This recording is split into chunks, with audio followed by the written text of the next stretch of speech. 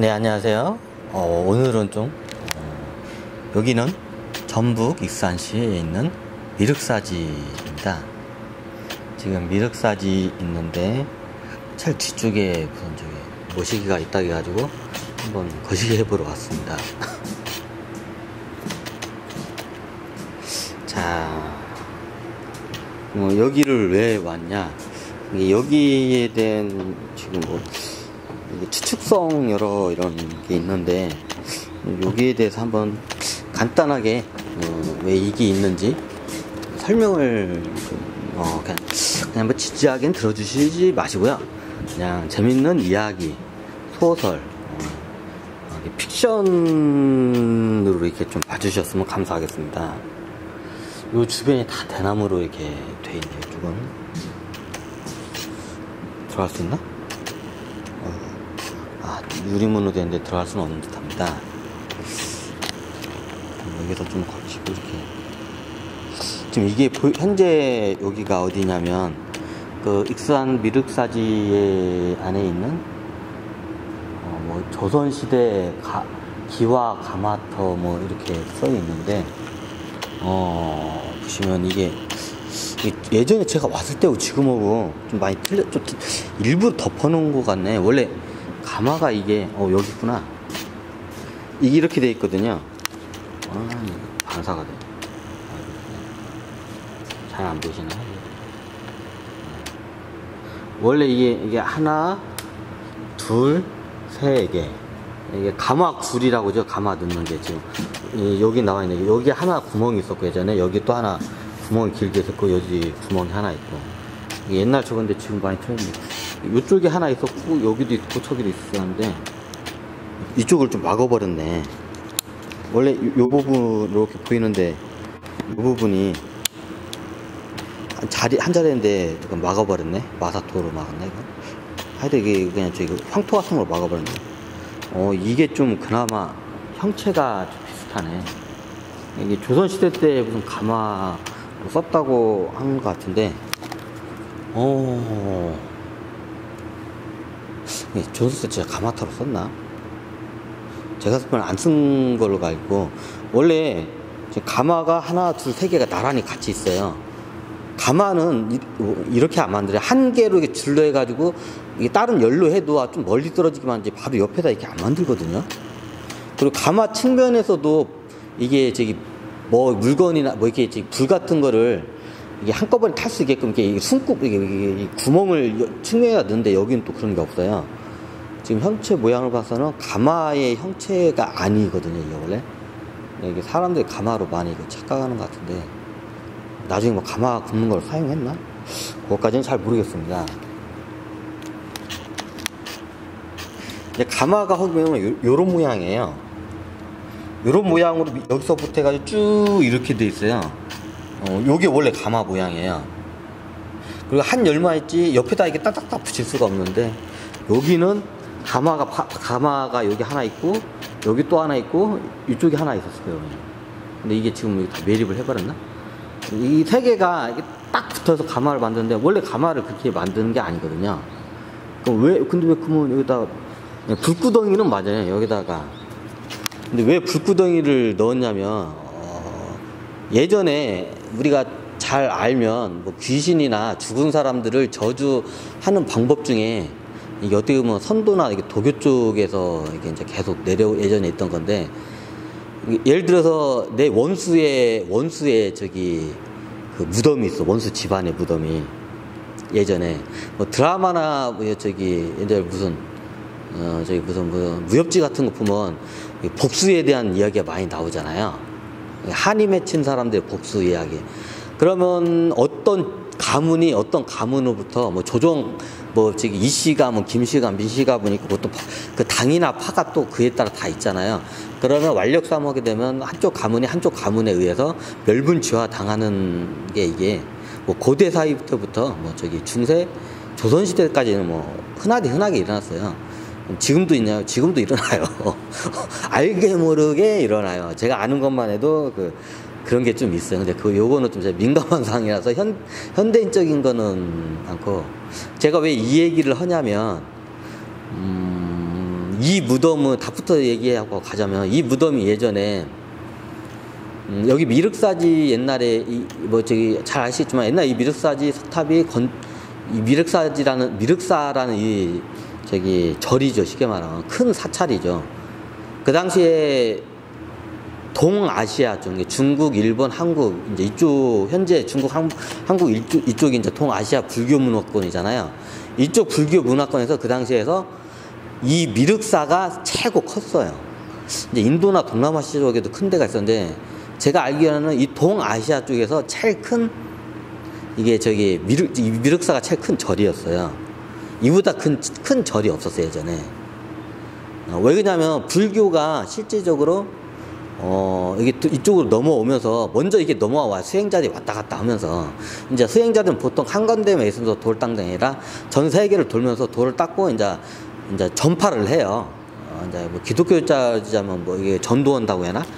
그런 활동을 다 하게 돼요. 그럼 이쪽으로도 인도에 있던 불교 신자들이 들어오기도 하고, 여기 있던 사람들이 또 인도 가서 유학을 가기도 해요, 그 당시에. 그럼 그 당시에는 저거 했는데, 나중에 이게 백제에 대한 백제와 이게 백제의 탄생과 백제의 종교에 대한 게 이게 다 얽히고 설키고 있기 때문에, 이거를 한 부분만 얘기하면 이게 잘 이해가 안 돼요. 그러면 제가 백제가 예전에 뭐 온조가 그냥 백제만 보겠습니다. 이쪽 제 나라는 빼고. 백제 이쪽 한반도 쪽 백제라는 나라, 온조가 세우는 백제 나라가 이게 전복국가로 이게 탄생한 나라가 아니에요. 무역 항구라고 해나? 무역항을 중심으로 한 무역 연맹체, 그냥 집단이 이렇게 연합이라고 해야 하나? 연합이라는 게 그냥 연합이에요. 국가적 개념보다. 이제 그게 나중에 이제 굳어가면서 그게 한 국가적 개념으로 이제 이렇게 된 거예요. 우리나라 뭐 삼국시대, 삼한시대 뭐 고구려, 백제, 신라가 있잖아요. 뭐 신라부터 얘기하자면, 신라는 이게 청동도 안 된 데에서 청동 기술을 먼저 이거를 해가지고 무교화를 해가지고 원래 신라가 현상강 따라서 이루어진 부족 한 몇 개? 한 4개, 5개, 6개인가? 6부족인가? 6개 부족인가? 6개 부족인가가 연맹한 거예요, 그 강 따라. 예전에 다 강 따라 문명이 다 연결되고, 거기 모든 물자와 인력이 다 그쪽으로, 하천과 강을 따라서 움직이니까, 예전에 현상강이 겁나 조그만 해요. 뭐, 강이라고도 하긴 민망할 정도, 그냥 천에 가까울 정도로 아주 작은데, 요쪽에서 이제 먼저 김씨라는 그 중앙, 원래 6부족이 서로 임금을 돌아가면서 하다가, 이제 신라가 우리가 알고 있는 김씨 부족 이쪽이 이제 계속 해먹게 된 거야. 그러다가 나중에 신라를 먹어. 가야를 먹어. 가야가 뭐냐면, 낙동강을 중심으로 다 이게 이루어진 연맹체들이에요. 그냥 국가가 아니야. 다 이게 그 낙동강 따라서 가다 올라가면 마치 가지처럼 하천이 하나하나씩 오면 이게 평지 지역들이 나와요. 그럼 예전에는 그게 다 부족 국가예요. 딱 독립된. 그럼 그 독립된 부족 국가들이 그냥 우리 평화롭게 잘 지내자 하면서 연맹체를 이루어요. 서로 전쟁 안 하기 위해서. 그리고 외부로부터 누가 오면. 근데 얘네들은 청동 문화를 거부를 해요. 그냥. 이런 청동 거울이나 장식품으로 청동을 쓰지 무기 체제화는 안 돼요. 근데 무기 체제화 되고 이게 중앙 집권화가 어느 정도, 중앙 집권이라는 게 이게 애매해요. 중앙 집권이라는 게 정확히 따지자면 뭐다가 이게 적었냐, 너무 많이 왔나? 이게 다시 끊을게요. 그냥 이건 나중에 그 국가적인 걸 적을 때, 이게 신라는 약간 중앙 집권 형식의 전복 국가적인 그 시스템이에요. 고구려도 우리가 잘 알지만 광개토 주모대왕 추몽 있죠. 추모대왕이 이제 몇 개, 4개 부족을 연합을 시켜서, 원래 부여 안에 있었어요. 부여 안에서 독립한 그 4개 부족의 연합 국가예요. 신생 연합 국가, 독립 국가예요. 원래 부여가 겁나게 컸어요. 고구려 옛 땅이 다 부여 땅이라고 보시면 돼요. 그럼 우리 이게 옛날 지명 보면 북부여, 남부여, 뭐 서부여, 뭐 이렇게 있잖아요. 왜 나중에 부여가 이게 독립을 내요, 다.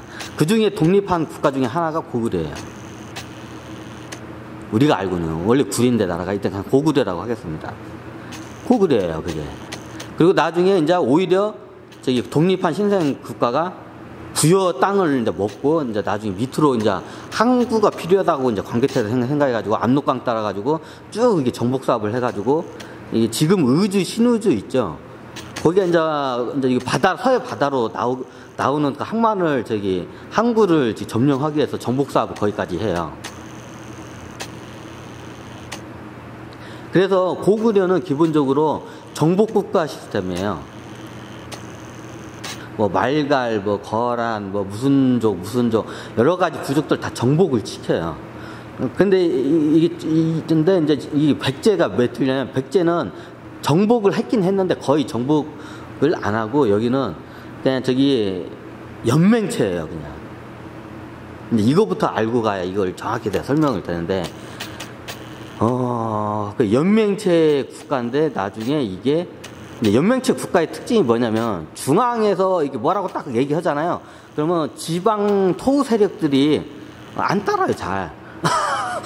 정복 국가들은 예전에 정복을 했기 때문에 그 토대를 다 쉽게 되게 이게 중앙에서 뭔 명령이 내려면 명령에 따르게끔 이게 다 이게 돼요. 정복 국가는 그게 되는데 연맹 연합 국가 형식으로 이렇게 이루어진 처음부터 그렇게 이루어진 국가들은 토우 세력들이 쉽게 잘 이게 중앙에 말에 잘 따르질 않아요. 이게 백제의 이게 특징이에요, 이게. 어떻게 보면 좀 자유롭고 민주주의일 수도 있는데, 이제 뭔가 이게 중앙에서 뭔 큰 위기사항이 있으면, 뭐뭐 해야 한다고 이게 지역 토세에다 딱 하면, 이게 바로 탁탁탁탁 이게 연결이 돼야 하잖아요. 모두 명령체계가 연결돼요. 근데, 그냥 뭐 어쩌라고, 지방에서는. 니나 잘하세요. 이제 이렇게 되면, 이게 좀 여러 가지 이제 문제가 생기는 경우가 있어요. 이제 이걸 갖다가 저기 중앙 집권화 하는 게 우리가 잘 알고 있는 서동이에요. 우리가 저 선화공주 할 때 서동 있잖아요. 선화공주와 신라의 선화공주와 저기 이게 동쪽 백제의 서동 왕자. 원래 서동 왕자가 아니라 백제 왕실에 보면 이런 말하면 그런데 옛날에 왕은 저기 따로 뭐 지금 조선처럼 후궁 뭐 4명의 후궁과 1명의 중전이 있고 뭐 이렇게 나머지 기타 뭐 이렇게 조금 있잖아요. 근데 옛날 백제 같은 경우는 뭐 삼청 궁녀까지는 아닌데 이게 왕의 여자가 어마어마하게 많았어요. 근데 왕의 여자라고 해서 왕하고만 뭐 저기 성관계하고 부부관계를 하는 게 아니라 자율적으로 다 해요. 이게 이해가 안 되실 거예요, 이게. 이게 뭔 그지가 도생이냐고. 왕하고도 이렇게 해요, 이게 관계를, 성관계를, 옛날 백제는. 그렇다고 해서 이게 옛날 조선시대처럼 왕의 성을 얻으면 이게 이게 후궁으로 해가지고 이제 왕만 평생 바라보고 사는 게 아니라 그냥 상황에 따라서 결혼도 해요. 이해가 안 되죠. 예전에 그랬어요, 그냥. 그럼 궁에서 일하는 여자들이 정조를 무조건 지킬 필요는 없어요. 그냥 궁에서 일할 뿐이지. 이제 궁에서 살림승 같은 거 하면 여자들이 다 해야 할 거 아니에요. 그럼 어린 나이에 이제 생각시라고 하죠. 이제 생각시라고 하면, 그러면 저기 조선에서는 이제 이게 왕만 바라보고 이게 성관계를 이게 외부인은 하면 안 되고 왕만 바라봐야잖아요. 근데 이제 그 당시에는 생각시가 겁나 많이 들어오는데 이제 왕이 해가지고 야, 너 이쁘다. 너 내 잠자리에 들라고 하면 이제 저기 해가지고 이제 애도 낳기도 하면 그렇게 해서 이 여자 저기 궁녀들이나 이제 저기 백제에서 이쁘다는 애들이 이 여자고 다 이게 우리 지금 현대인들 관점 보면 이해가 안 되는데 근데 예전에는 그렇게 백제 왕의 애를 낳고도 또 딴 데 가서 자기가 좋아하는 남자 있으면 그냥 저기 결혼도 하고 살아요. 그리고 이게 들어갔다 나왔다고 궁에 있기부터 계속 근무를 하기도 하고 그래요. 근데 이 조선하고 시스템은 완전 틀려, 궁하고는. 뭐다 이렇게 하냐. 서동을 설명하려면 이걸 설명할 수밖에 없어요. 이게 쉽게 말해서 왕이 들어서잖아요. 왕의 자식이 겁나, 백제 왕의 자식이. 왕도 자기 자식이 몇 명 있는지도 몰라. 그 당시에는. 그냥 나면 이게 저기 어떤 여자하고 성관계를 했는데 내 애 같기도 하고 다른 남자하고도 뒷다시 성관계를 하니까 다른 애 남자 있기도 하고 이게 야리끼리한 애들도 많아. 옛날에는 그게 당연한 저기 시대였어요. 그때는. 이게 서동에 대해서 그래서 이게 애매한 거예요. 서동의 어머니가 신분이 높지는 않아요. 근데 서동의 아버지가 왕이야. 백제 왕이야. 근데 서동 같은 그런 왕자들이 겁나. 최하 몇천에서 몇만 명 정도 되지 않을까. 한번 추정을 할 수 있을 정도로 겁나게 많아. 그러니까 왕의 자식인 자식인데 서동이 이게 옛날 고려나 저기 신라 저기 성골제도나 이렇게 고려나 이게 조선 왕실 왕자 개념하고는 완전히 틀려요. 이게 서동이 왕의 자식인 자식인데 왕족으로서의 그 근접성이 떨어져요. 어머니가 좀 많이 이게 신분도 낮고 이게 왕실에서 자라지도 않고 그러면 애매모호한 애들이 있어. 그냥 이게 왕의 자식은 확실한데 신분이 너무 낮아. 어머니가 아버지가 왕은 맞는데 그럼 얘네들이 애매모호하잖아요. 그러면 이제 얘네들을 갖다가 나중에 이게 다음 왕권으로 넘어가면 왕권 분쟁에서 그냥 어차피 얘네들 왕이 될 수도 없는 애들이야. 이게 한참 서열에서 한 100번째 이 안에도 못 들고 막 1000번째 넘어가는 애들이 있어. 그럼 얘네들 애매모호하잖아요. 그럼 어렸을 때부터 어떻게 하냐. 왕의 자식은 자식인데 대우는 해주는데 얘네들을 어떻게 하냐. 이런 절 같은 데네 이런데 그 당시에 이제 이게 국교로 이게 백제 국교로 불교가 되진 않았는데 불교가 번성을 했어요. 그래서 불교가 번성을 해가지고 여기저기 이렇게 불당들이 많아요. 지금처럼 불교 사찰처럼 이렇게 큰 거는 없었고, 이런 불당이라고 조그만 암자, 집 한두 채 있고, 이렇게 조그만 암자식으로 해가지고, 이렇게 스승이 있으면 이게 제자들 가르치는 식으로 해서 하는 경우가 많아요. 불당이. 그러면 왕실에서 좋은 스승이 있으면, 거기다 이제 유학을 보내요. 왕실 사람이나 귀족들을. 그러면 거기다가 이제 후원을 많이 해줘, 왕실에서. 옛날에는 돈이란 개념이 없으니까, 이제 식량으로 많이 해줘요. 소금, 식량. 소금이 그 당시에는 돈이었기 때문에 모든 시장에 가져가면 소금은 지금의 현금처럼 뭐든지 어떤 물건으로 다 바꿀 수가 있기 때문에 소금과 이런 곡식 같은 거로 이게 기부를 많이 해요. 그러면 이제 이런 애매모호한 서동 같은 애들이 많아. 왕의 자식인데, 이제 이제 귀공자 애들도 이렇게 하면, 이제 어렸을 때 이제부터 한 10살 정도 안 되거나 10살 정도 되면, 이렇게 유학을 보내요. 이런데 돌을 닦으라고 여기 산 쪽으로 보내기도 하고, 아니면 세상 이제 물정 한번 알아보라고 대륙으로도 이제 여행을 다 보내기도 하고 해요, 유학을. 그리고 이제 인덕이 있고 학식이 높은 스승을 찾아서 이렇게 하기도 해요. 서동도 그런 케이스예요. 이제 서동도 그 당시에 스님이 돼요. 머리 빡빡 밀고.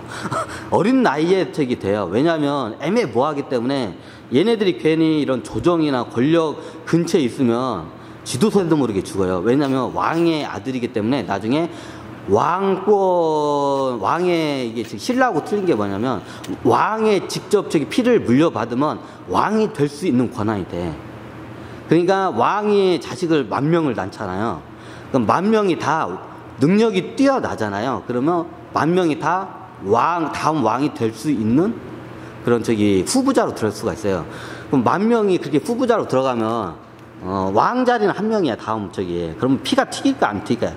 겁나게 튀겨요. 그러면 아예 애초당시부터 왕이 될 수 없는 이런 낮은 신분의 어머니부터 태어난 이런 왕의 아들들은 다 이렇게 일찌감치 이렇게 어린 나이에 다 유학을 보내버려, 그냥.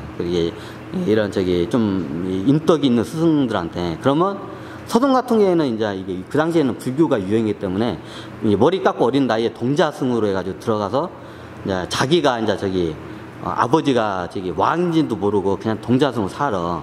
왜냐면 자기 아버지가 왕인 줄 알면 얘네들이 배가 간으로 배 밖으로 태어나가지고 내가 왕의 아들이시다 하면서 여기저기 끼우까지다가 이제 칼 맞아 뒤져. 그러니까 아예 안 가르쳐주고 이제 일정한 이제 성인 나이가 되면 그때 가르쳐줘. 네 아버지가 왕이다 하고. 그래서 서동이에요. 이제 그래서 왜 서동이 서동인지를 알아야 정확히 해요. 이게 서동이 왜 이게 역사적으로 굉장히 중요해요. 백제뿐만 아니라 우리 동아시아 쪽에서 이 양반이 엄청난 저기 종교적인 문화의 그 패러다임을 틀어낸 양반이에요. 최초로 이 동양에서 불교가 들어오긴 들어왔는데 이게 인도서부터 오래전부터 이게 최초로 불교를 국교로 선언한 나라가 이게 동아시아 쪽에서는 이 백제가 서동이 최초로 이걸 갖다가 국교로 저기 선언을 해요. 왜 국교로 선언하는지 이제부터 이야기를 들어가겠습니다. 서동이 어렸을 때부터 아까 제가 말씀대로 여기 이제 저기 자기가 왕의 아들인지도 모르고 그냥 저기 동자승으로 살아요. 예전에는 동자승이 살면 이렇게 그런데 여기 금강 따라 여기서 금강이 가깝잖아요. 익산이 금강 따라 쭉 들어가면 물줄기 따라 들어가면 나중에 이게 저기 지리산까지도 들어가요. 거꾸로 이렇게 섬진강 따라 들어가면 또 나중에 이게 신라 쪽으로도 넘어가는 저기 도인들 많은 그 샛길들이 있어요. 그러면 예전에는 백제에서 신라를 가려면 배를 타고 갔어야 돼요. 백두대간을 넘어갈 수가 없었어요. 근데 예전에 도인들이 길을 찾아내요. 그래가지고 어떻게 하냐면 옛날 지금의 장계 장수 쪽으로 해가지고 저기 함양 쪽으로 해가지고 그 길을 발견해요. 함양으로 이렇게 통하는 길을. 나중에 그걸 한번 따로 설명을 하는데 그 길을 발견해가지고 그게 이제 저기 도인들이나 불도인들만 알는 이제 비밀 길이 돼. 원래 백두대간은 못 넘어가거든. 근데 비밀 길이 이제 함양까지 함양을 건너가면 거기 바로 천 따라 내가면 낙동강 바로 신라하고 바로 이제 연결이 되기 때문에. 그래서 옛날 서동이 이제 그걸 하다가 그걸 따라서 이제 가요. 그럼 서동이 매일마다 뭐 하냐면 이제 돌을 닦으면서 얘가 이제 저기 좀 틀려. 약간 땡중. 좀 지금은 들어 좀 땡중세. 얘가 고기를 좋아해. 고기와 술도 좋아하고 여자를 좋아해. 서동 이번 생에 만났냐고요? 아주 진하게 인연을 맺었죠. 저거 같이 예전에 국민학교라는데 그냥 초등학교라고 요즘 다 저기 하니까 초등학교 동창이었고 중학교까지 같이 다니고 한 동네에서 우리 집에서 한 300m도 200m도 우리 집에서 안 됐는데 살았어요. 그 양반도 우리 이쪽 최씨 쪽 이쪽인데 이제 실명은 안 밝히겠습니다. 그냥 이 양반이 우리 동네 같이 살고 국민학교 같이 다녀요. 국민학교 한 반에 한 학년에 15명밖에 없어가지고 1학년 숙학과 한 반을 같이 했기 때문에 서로가 서로를 너무 잘 알아. 근데 그 당시에 서동의 삶을 제가 이렇게 연구를 해보니까 똑같더라고. 근데 서동이 거의 어린 나이에 완전 땡중이야. 얘 여자 밝히지. 이게 해서는 안 될 것만 다 해. 이게 그것도 어린 나이에 동자승이라는 것은요. 서쪽에서 온 동자승 해가지고 서동이에요. 서쪽이 뭐냐? 신라 입장에서 봤을 때 백제에서 온 거야. 백제가 신라 입장에서는 서쪽이에요. 서쪽에서 온 동자승 해가지고 서동이에요. 이게 줄여가지고 그래서 서동이야. 근데 이 동자승이 10살밖에 안 된 동자승이 쉽게 말해 요즘 말로 따지면 그냥 까져도 발레당 까져가지고 그 어린 나이에 남자죠 당연히 서동이 남자죠.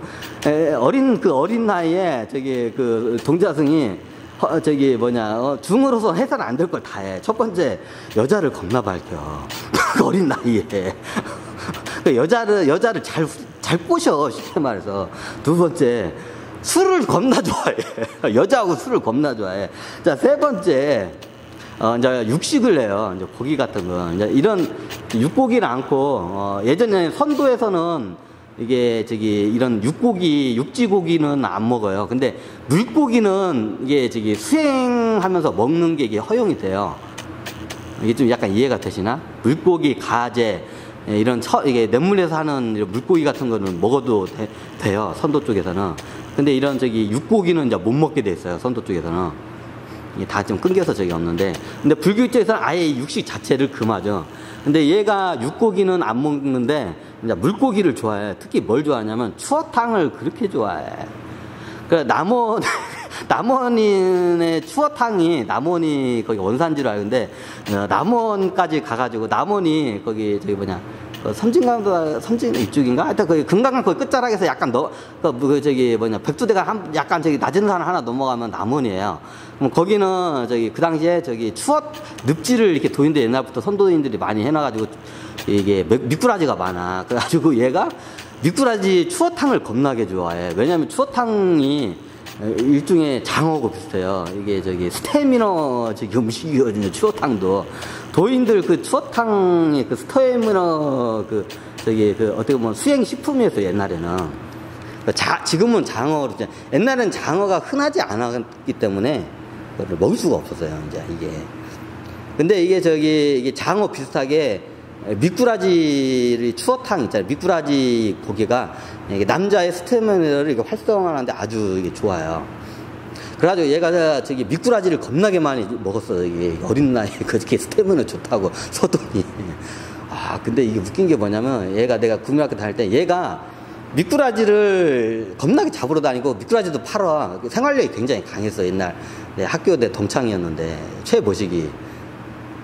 그리고 예전에 그 어린 나이에 국민학교 초등학교 때 얘가 이제 애들이 모였잖아. 촌 애들은. 근데 얘가 자기네 삼촌 이제 예전에는 요즘은 동영상이 월체 발달해서 근데 예전에는 이제 포르노 잡지가 이게 대중화가 되던 때가 있었거든요. 약간 그 당시에 그랬어요. 포르노 잡지가 약간 대중화가 돼가지고 우리 미군을 통해서 포르노 잡지가 겁나게 들어와요. 우리 어렸을 때. 근데 걔네 집 삼촌이 이제 약간 그쪽 옛날 사우디아라비아 옛날 오일머니 해가지고 오일머니 해가지고